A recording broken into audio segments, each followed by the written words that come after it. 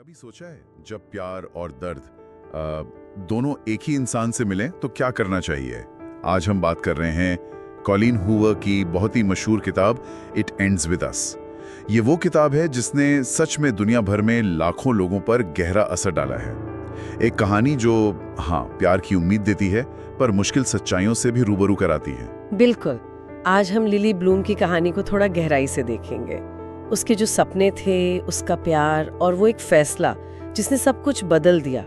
हम समझने की कोशिश करेंगे कि रिश्ते कितने पेचीदा हो सकते हैं और कभी-कभी मुश्किल चुनाव क्यों इतने जरूरी हो जाते हैं। तो कहानी लिली के बचपन से शुरू होती है। वो अपने घर में देखती है प्यार तो है पर साथ में हिंसा भी है।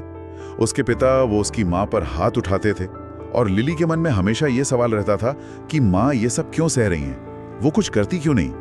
तो ये चीज उसके मन पर आप कह सकते हैं एक छाप छोड़ जाती है। और यही जो अनुभव है ना, वो अनजाने में ही सही उसके आने वाले रिश्तों की नींव बन जाता है।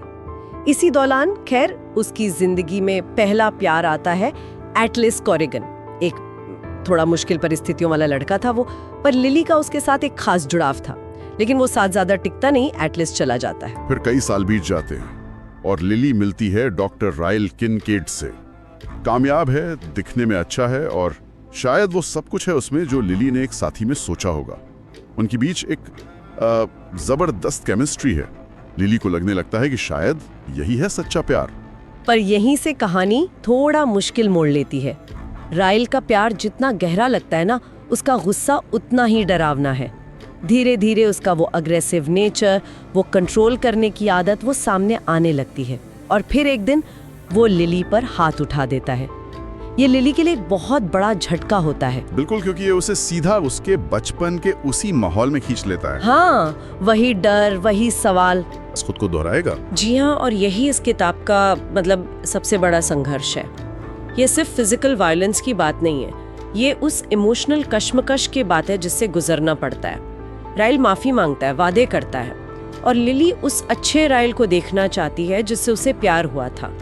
ये दुविधा बहुत असली है और किताब इसे बड़ी संवेदनशीलता से दिखाती है कि ऐसे रिश्ते छोड़ना क्यों इतना मुश्किल होता है, जिन्हें हम कहते हैं ना टॉक्सिक रिश्ते। जो बाहर से शायद ठीक लगे, बिल्कुल, पर अंदर से वो खोखला कर रहे होते हैं। और कहानी में एक और मोड़ आता है जब एटलस वापस आता है। अब वो पहले जैसा नहीं है, एक सफल रेस्टोरेंट चलाता है और लिली के लिए उसकी भावनाएं आज भी वैसी ही हैं। अब लिली के सामने एक तरफ रायल है, उसका आज, उसके बच्चे का पिता, और दूसरी तरफ एटलिस, उसका अतीत और शायद एक शांत भविष्य की उम्मीद। बिल्कुल, एटलिस की मौजूदगी लिली को सोचने पर मजबूर करती है कि प्यार असल में कैसा होना चाहिए।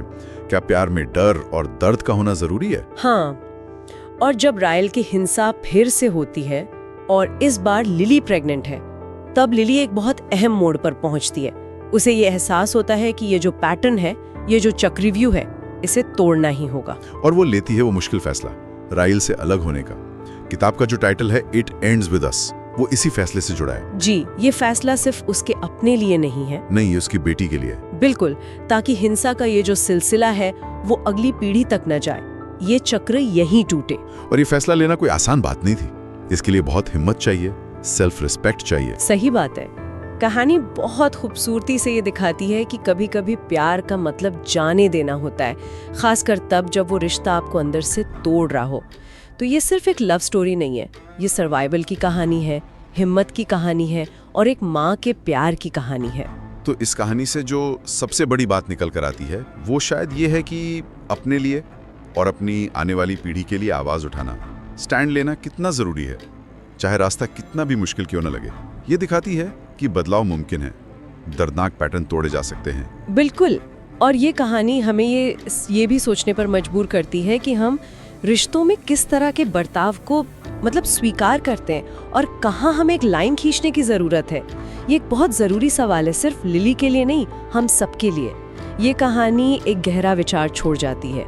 कभी कभी सबसे मजबूत प्यार शायद वो होता है जो खुद को और अपनी शांति को बचाने के लिए जाने देता है। लो, पर जरूर सोचिएगा, हो सकता है ये किसी को अपने आसपास के रिश्तों को या शायद अपने ही अनुभवों को एक अलग नजरिए से देखने की हिम्मत दे।